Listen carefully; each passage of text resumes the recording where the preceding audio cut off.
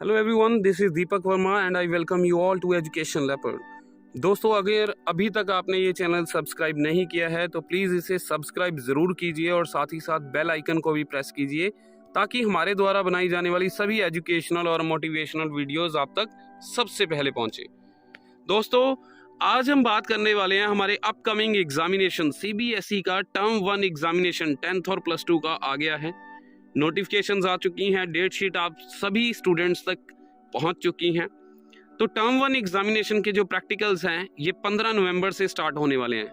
दोस्तों, एक ओवरव्यू मैं आपको बता देता हूं कि ऑल ओवर द कंट्री +2 के 114 सब्जेक्ट्स हैं और 10th के 75 सब्जेक्ट्स हैं, जिसके अंदर कुछ मेजर सब्जेक्ट्स हैं जो कि सभी स्कूल्स के अंदर हैं। माइनर सब्जेक्ट्स वो हैं जो रीजनल लैंग्वेजेस जैसे आ जाती हैं, या फिर और सब्जेक्ट्स ऐसे होते हैं जो एडिशनल होते हैं।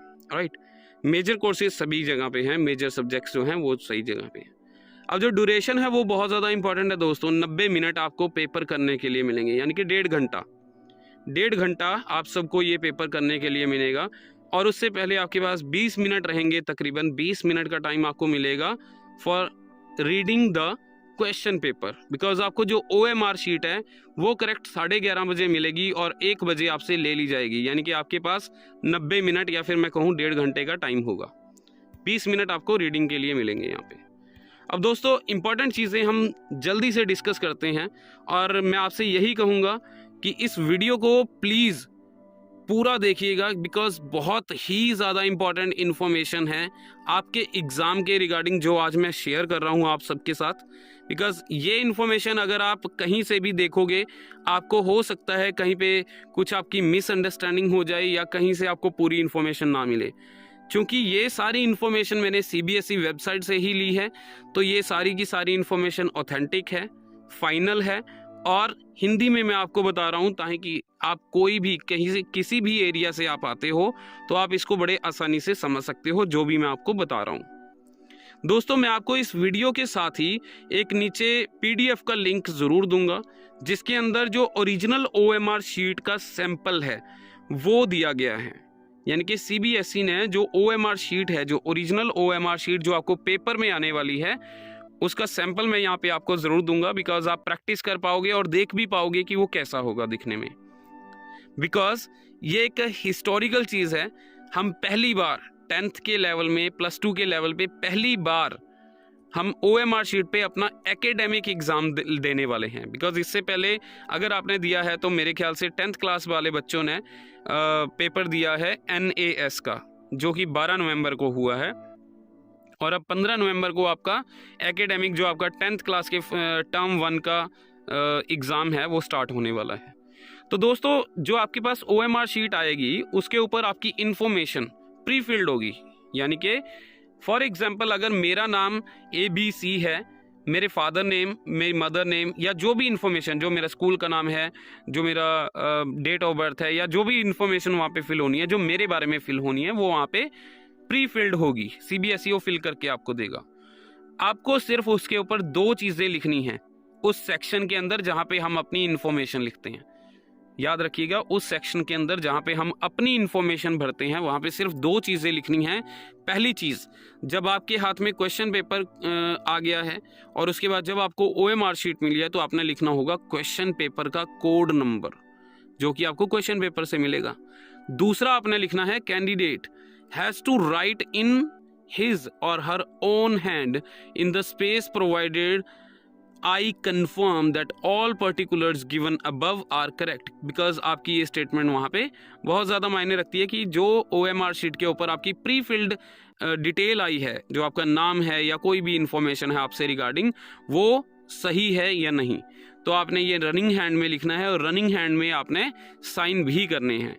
दोस्तों, इस पेपर के लिए आपको ब्लू या black ball point pen use करना है। भूल के भी जेल पेन या पेंसिल का यूज़ मत कीजिएगा। जेल पेन का तो यूज़ करेगा ही नहीं, और पेंसिल का यूज़ CBSE ने स्ट्रिक्टली कहा है कि प्रोहिबिटेड है। वाई? बिकॉज अगर आप पेंसिल का यूज़ कर देते हैं OMR पे कहीं पे भी, किसी एक ऑप्शन में भी, तो CBSE उसको अनफेयर मीन्स के अंदर लेता है और action will be taken against the candidate as per unfair means rules. ये याद रखिएगा दोस्तों, पेपर तो कैंसिल होगा ही होगा और आपके खिलाफ एक्शन भी हो सकता है। तो be very specific that you only have to use blue और black ball point pen for filling up the OMR sheet. Now सबसे इंपॉर्टेंट फीचर क्या है, एक OMR शीट के अंदर दोस्तों 60 से ज़्यादा क्वेश्चन नहीं होंगे, चाहे वो सब्जेक्ट कोई भी हो, कोई भी सब्जेक्ट है 60 से ज़्यादा क्वेश्चन नहीं होंगे। ऐसा मैं क्यों कह रहा हूँ, क्योंकि जो OMR शीट है उसके ऊपर 60 क्वेश्चंस के लिए ही जगह है, right. Now candidate will use maximum circle as per total question given in the question paper for giving responses. This should be only in serial, और मैं कहूँ कि सीक्वेंस, राइट। यहाँ पे हम मैक्सिमम वही सर्कल्स यूज करेंगे जितने क्वेश्चन पेपर में हमें क्वेश्चन नंबर्स दिए गए हैं। इसकी एक एग्जांपल से आपको समझाने की कोशिश करूंगा कि दोस्तों हमारे पास, मैं मानता हूं कि मेरे पास हिंदी का पेपर आया है, मैंने हिंदी का पेपर खोला, देखा क्वेश्चंस को, टोटल क्वेश्चंस थे 45, लेकिन OMR में जगह है 60 क्वेश्चंस की। तो दोस्तों मैंने जो 45 क्वेश्चन अटेम्प्ट करने हैं वो 1 to 45 तक ही करने हैं। मैं 46 नंबर के क्वेश्चन पे जाकर उसको काट के एक लिख के, यानी कि क्वेश्चन नंबर 1 या क्वेश्चन नंबर 2 लिख के वहां पे अटेम्प्ट नहीं कर सकता, वो इवेलुएट नहीं होगा और अल्टीमेटली आपका ये जो अटेम्प्ट होगा वो बेकार जाएगा। ठीक है, मेरे ख्याल से आपको समझ आ गया होगा कि जितने क्वेश्चन हैं उतने ही अटेम्प्ट आपने सीक्वेंस वाइज करना है। अगर 45 क्वेश्चन है तो 1 to 45 आप अटेम्प्ट करोगे, 46 नंबर पे आप नहीं जाओगे, बिकॉज OMR शीट के अंदर जगह तो 60 क्वेश्चंस की है। मैं इसलिए आपको ये चीज़ बता रहा हूँ। आगे बढ़ते हैं। दूसरी इन्फॉर्मेशन यहाँ पे CBSE ने ये दिया हमें कि एक क्वेश्चन के आंसर करने के लिए आपको 4 ऑप्शन मिलेंगे, option A, option B, option C and option D।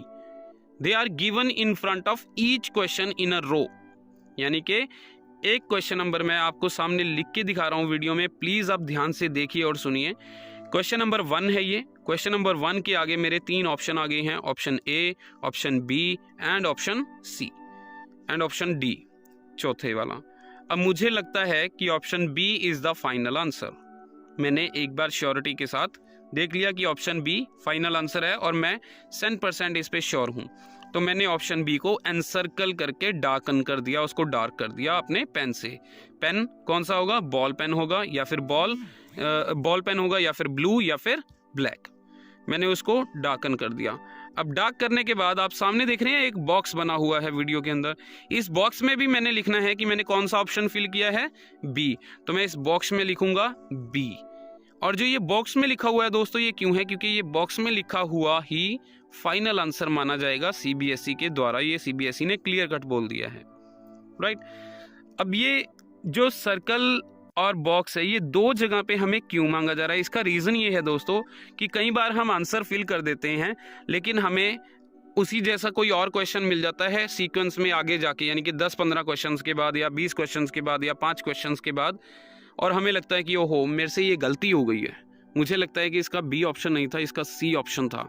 हाँ, C ऑप्शन ही करेक्ट है। तो अब मैं क्या करूँगा, अब तो मैं कुछ भी नहीं कर सकता। तो वहाँ पे दोस्तों हम फ्लूइड यूज़ नहीं कर सकते, राइट। इसीलिए CBSE ने कहा है कि आप सबसे पहले एनसर्कल कीजिए अपने ऑप्शन को जो आपको सही लगता है, और जो फाइनली आपने सबमिट करना है उसको फिर आप बॉक्स में लिखिए, यानी कि जो सामने बॉक्स है। तो आप सबसे पहले क्या करेंगे, फॉर एग्जांपल अगर आप क्वेश्चन नंबर 1 कर रहे हैं, आपको लगता है उसका ऑप्शन B है, तो आप B को एनसर्कल कीजिए, बॉक्स को अभी साथ की साथ मत कीजिए। हो सकता है उसके जैसा कोई और क्वेश्चन हो, उसी चैप्टर का कोई दूसरा क्वेश्चन हो जिसको पढ़ने के बाद आपको लगे कि नहीं ऑप्शन B गलत था, C था, तो आपने C को फिल नहीं करना है दोबारा। ये याद रखिएगा, C को वहां पे फिल नहीं करना है, बॉक्स के अंदर C लिखना है, क्योंकि बोर्ड यहाँ पे क्लियरली कह रहा है कि जो बॉक्स में लिखा गया होगा वो क्लियरली माना जाएगा कि आपका फाइनल आंसर है। उसके बाद दोस्तों, उसके बाद हमारे पास आगे चल के क्या आएगा, एक और सर्कल है जहां पे आप देख रहे हैं 1 लिखा हुआ है। ये क्या है, क्वेश्चन नंबर 1 ही है। क्वेश्चन नंबर 1 के आगे आपको 3 चीजें मिलने वाली हैं। पहली चीज क्या है, आपके चारों ऑप्शन। दूसरी चीज क्या है, बॉक्स, यानी कि बॉक्स। जिसके अंदर आप सही ऑप्शन लिखेंगे। उसके बाद फिर एक सर्कल है जहाँ पे 1 लिखा है, यानी कि क्वेश्चन नंबर 1। दोस्तों इसको खाली ही छोड़ना है अगर आपने ये क्वेश्चन किया है। अगर आपने इस क्वेश्चन का आंसर नहीं किया है तो आपने क्वेश्चन नंबर 1 जो लास्ट में लिखा हुआ सर्कल के अंदर है उसको डार्क कर देना है। इसका मतलब ये बनता है कि आपने क्वेश्चन नंबर 1 अटेम्प्ट नहीं किया है। और अगर आप इन द रो ये ऑप्शन नंबर 1 यानी कि जो क्वेश्चन नंबर 1 था इसके ऑप्शन कोई नहीं फिल करते हैं, बॉक्स में कुछ भी फिल नहीं करते हैं, और एंड वाले सर्कल में जहाँ पे क्वेश्चन नंबर लिखा हुआ है अगर उसको भी फिल नहीं करते हैं, तो दोस्तों ये आपका अटेम्प्ट नहीं माना जाएगा। ये यही माना जाएगा कि आपने ये क्वेश्चन नहीं किया। और दूसरी बात, आपने जहाँ पे आपके सही ऑप्शन को एनसर्कल करना था, for example option A, option B, option C और डी में से जब आपने कोई एक चूज करना था, वहाँ पे मान लेते हैं कि आप भूल जाते हो कि वहाँ पे आपने नहीं फिल किया लेकिन आपने बॉक्स में लिख दिया, तो ये अटेम्प्ट माना जाएगा। ये याद रखिएगा, मैं बार बार कह रहा हूँ, ये अटेम्प्ट माना जाएगा क्योंकि आपने बॉक्स में लिखा है कि आपने सही ऑप्शन कौन सा चूज किया, पर आप उसको एनसर्कल या उसको डार्क करना भूल गए, तो इसकी कोई प्रॉब्लम नहीं है। अगर आपने बॉक्स में लिखा है तो वो ऑप्शन माना जाएगा। लेकिन अगर आपने उस ऑप्शन को एनसर्कल कर दिया लेकिन बॉक्स में लिखना भूल गए, तो वो अनअटेम्प्ट माना जाएगा। वो यही माना जाएगा सीबीएसई के द्वारा कि आपने वो क्वेश्चन किया ही नहीं है। तो दोस्तों इस चीज़ का बहुत ध्यान रखना है। ये जो बॉक्स है ऑप्शंस के बाद जो आ रहा है ये बहुत ही ज़्यादा इम्पॉर्टेंट है, इसका ध्यान ज़रूर रखिएगा क्योंकि जो बॉक्स में आंसर आएगा वो फाइनल माना जाएगा। आगे चलते हैं। जो OMR शीट्स हैं ये आपको स्कूल्स के अंदर से ही अपने स्कूल्स में मिले जाएंगी। जो मेरे ख्याल से जो बच्चे प्राइवेट पेपर दे रहे हैं, कॉरेस्पॉन्डेंस कर रहे हैं, उनको OMR शीट्स आसानी से किसी बुक स्टोर से ही मिल सकती हैं। अदरवाइज़ मैंने यहाँ पे OMR शीट को शेयर किया हुआ है, आप इसकी पिक्चर देख सकते हैं कि ये सैंपल है जो CBSE ने ही अपनी वेबसाइट पे लॉन्च किया है। यहाँ पे आप देख पा रहे हैं कि यहाँ पे roll number imaginary roll number है। दोस्तों ये फाइनल किसी का रोल नंबर नहीं है, ये वैसे ही एक इमेजिनरी बनाया है CBSE ने। जो ओरिजिनल सैंपल होगा, ओरिजिनल OMR शीट होगी वो ऐसी दिखेगी, ये एक सैंपल है, राइट। आप देख सकते हैं 60 तक यहाँ पे क्वेश्चन होंगे। यहाँ पे आपको प्रॉपरली पता लग जाएगा कि मैंने कौन सा ऑप्शन फिल करना है और कौन सा छोड़ना है, और बॉक्स में कैसे फिल करना है, और लास्ट में क्वेश्चन नंबर को कैसे फिल करना है। मेरे ख्याल से आपको ये इन्फॉर्मेशन क्लियर हो गई होगी यहाँ तक। दोस्तों इसके साथ ही आपके लिए जानना ज़रूरी है कि आपका एग्जामिनेशन इन्वायरमेंट कैसा होने वाला है। देखिए CBSE ने कोविड पैरामीटर्स के चलते ये डिसाइड किया है कि एक रूम में सिर्फ 12 कैंडिडेट्स ही एग्ज़ाम देने के लिए बैठेंगे और एक इन्विजिलेटर रहेगा, यानी कि in total there will be 13 people in one room. इसके अलावा मैं आपसे और टीचर से, पेरेंट्स से, सबसे यही गुजारिश करता हूँ कि सभी अपना पॉजिटिव माइंडसेट रखिए, बिकॉज ये जो पेपर हैं ये पहली बार ऐसा होने जा रहा है कि हमारे जो 10th क्लास के स्टूडेंट्स हैं, +2 के स्टूडेंट हैं, वो पहली बार OMR शीट पे अपने रिस्पॉन्सेज फिल करने वाले हैं। तो हमें इसको एक चैलेंज की तरह लेना है दोस्तों।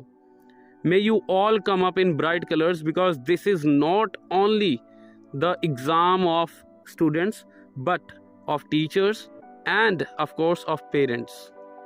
सो इसी आशा के साथ कि हम सभी 100% सक्सेस रेट, 100% रिजल्ट लेके आएंगे, मैं आपसे अलविदा लेता हूँ। This is Deepak Verma signing off. जय हिंद।